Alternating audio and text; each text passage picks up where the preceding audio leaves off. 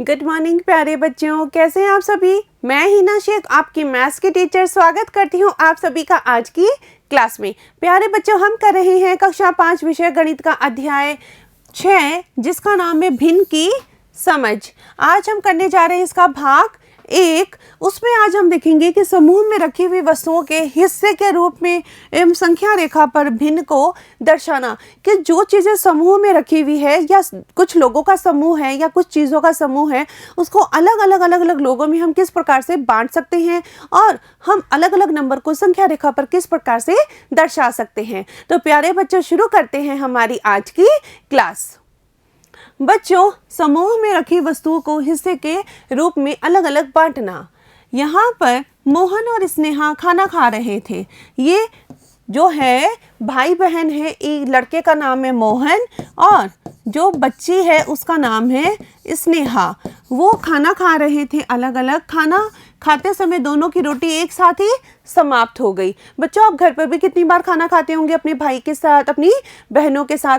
तो उसमें क्या होता है, कई बार खाना खाते खाते जो मम्मी रोटी बना रही होती है और एक साथ रोटी खत्म हो जाती है, तो क्या होता है, तब उसकी माँ ने चूल्हे पर बनी रोटी को बीच में से तोड़कर दोनों को एक एक टुकड़ा दे दिया। उनकी मम्मी ने क्या किया, जो कि हमारी मम्मा करती है, बीच में से रोटी बनाई और बीच में से उसको आधा आधा करके उन दोनों को वो एक एक जो टुकड़ा है वो मोहन और स्नेहा को दे दिया।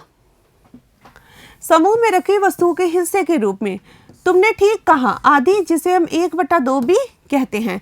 ये देखिए बच्चों, रोटी और रोटी का ये आधा मोहन का हिस्सा और ये आधा स्नेहा का हिस्सा। तो ये हो गई एक रोटी। एक रोटी के कितने हिस्से हुए, 2 हिस्से हुए, तो हम इसे 1/2 भी कहते हैं और इंग्लिश में इसे 1/2 भी कहते हैं। नेक्स्ट है, इसी प्रकार 3 रोटियों को मोहन और स्नेहा में बांटना हो तो उन्हें कितनी रोटियां मिलेगी। बच्चों, ये 1 रोटी, ये 2 रोटी, ये 3 रोटी। यहाँ पर 1 रोटी इसको दे दी मोहन को, 1 रोटी स्नेहा को दे दी। अब एक एक रोटी खत्म हो गई। अब लास्ट की जो 1 रोटी बची, उन्होंने क्या किया, इसमें से आधी आधी कर ली। एक हिस्सा मोहन को चला गया और एक हिस्सा स्नेहा के पास चला गया। यानी कि एक एक रोटी दोनों को पूरी मिली और उसके बाद आधी आधी रोटी भी मिली। और 1 और आधा कितना होता है बच्चों, 1 + आधा 1 सही 1/2, यानी कि 1.5 रोटी मोहन ने खाई, 1.5 रोटी स्नेहा ने खाई। इसी प्रकार जब हम रोटी को 3 बच्चों में बराबर बांटा जाते हैं तो प्रत्येक को मिलने वाला रोटी का टुकड़ा 1/3, 1/3 या 1/3 होता है। ये देखिए बच्चों, ये रोटी है, इसको हमने 3 बराबर हिस्सों में बांटने की कोशिश की और प्रत्येक को मिलने वाला हिस्सा एक रोटी में से जो हिस्सा होता है वो कितना होता है, 1/3, या इसको 1/3 भी कहते हैं।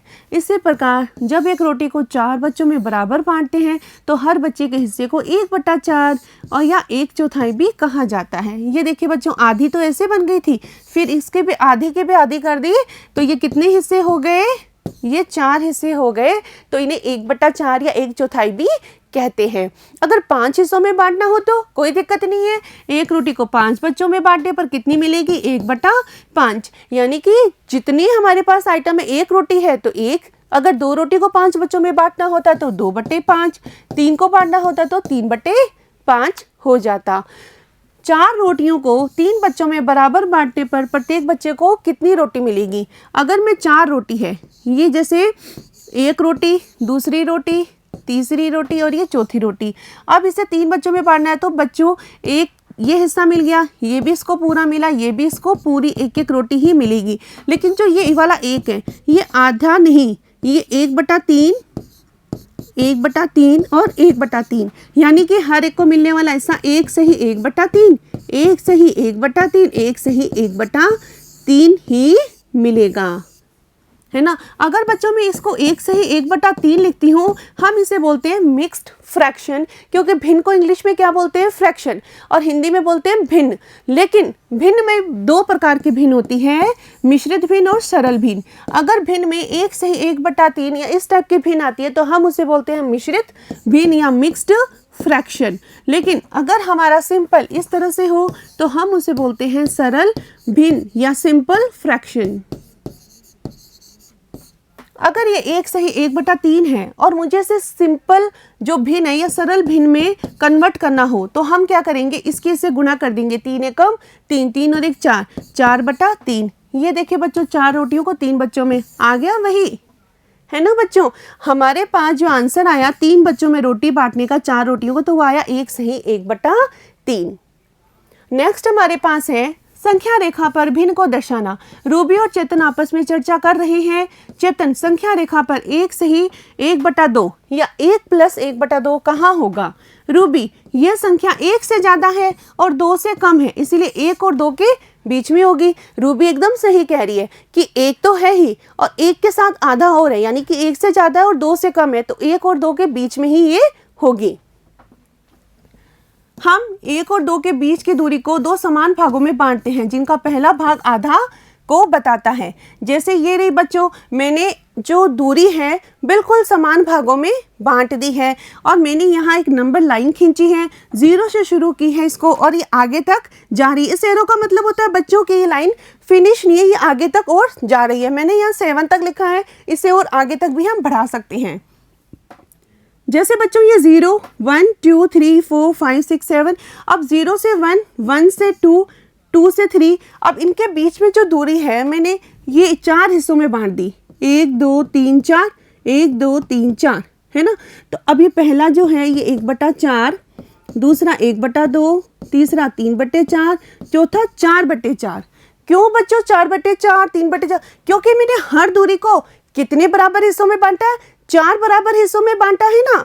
तो मैंने जो 3 हिस्सों में बांटा है वो मैंने नीचे लिख दिया। यहाँ तो 1/2 है, यहाँ तो 4 आया ही नहीं। तो बच्चों इसमें 1/2 कैसे है कि अगर मैं ये लिख रही हूँ, मैं यहाँ लिख देती हूँ 1/4, 1/2, 3/4 और 4/4। 4/4 को हम 1 भी बोल सकते हैं। अब ये सब में 4 4 आ रहा है क्योंकि हमने इक्वली 4 पार्ट्स में उसको डिवाइड कर दिया। लेकिन यहाँ 1/2 क्यों आ रहा है? वो इसीलिए आ रहा है कि ये 1/2 जो है 1/4 के बाद क्या आएगा? 2/4। ये 1/4 अपनी जगह, 3/4 अपनी जगह, 4/4 अपनी जगह, 4 एकम 4 होता है तो मैंने 1 कर दिया। अब 2/4 बच्चों एक ही टेबल में आते हैं, 2 की टेबल में, तो 2 एकम 2, 2 दूनी 4, 1/2, इसीलिए ये 1/2 हुआ है। आ गया समझ में? और मैंने ये 1 ले लिया, 1 के बाद फिर 1/4, 1/2, तो 1 + 1/2 ये हमारा आंसर हो गया। इसीलिए बच्चों हमें इक्वली पार्ट्स में उसको डिवाइड करके हम देख सकते हैं। ऐसे ही हमने जब घड़ी वाला समय का जो चैप्टर किया था उसमें भी क्या था, घड़ी को 4 इक्वल पार्ट्स में डिवाइड किया हुआ था, 15 मिनट, 30 मिनट, 45 मिनट और लास्ट में जब 60 मिनट कंप्लीट होते हैं तो घड़ी का पूरा वो राउंड हो जाता है। और अलग अलग जो स्ट्रेट एंगल, 90 डिग्री का एंगल जो बनता है उन एंगल की पहचान भी हमने उन्हीं से ही की थी। लेते हैं बच्चों नेक्स्ट नंबर लाइन पे ही। रूबी, चलो चेतन अब तुम बताओ कि संख्या रेखा पर 5 सही 1/4 कहाँ पर होगा? बच्चों 5 सही 1/4 यानी कि 5 से ऊपर जाना है, तो मैं यहाँ नहीं करके मैं सीधे यहाँ आ गई। अब बच्चों ये कितने पार्ट्स में डिवाइड है? 1 2 3 और 4, है ना। तो ये हो गया 1/4, ये 1/2, 3/4 और 4/4 या 1 यानी कि 6 आ गए। अब 5 से 1/4 तो ये रहा 1/4 और ये रहा 5। तो मैं इसको यहाँ से, क्योंकि बच्चों जहाँ 1/4 है उसी से ही हम एरो डालेंगे, 5 पे नहीं। तो ये आ गया 5 तो है प्लस 1/4।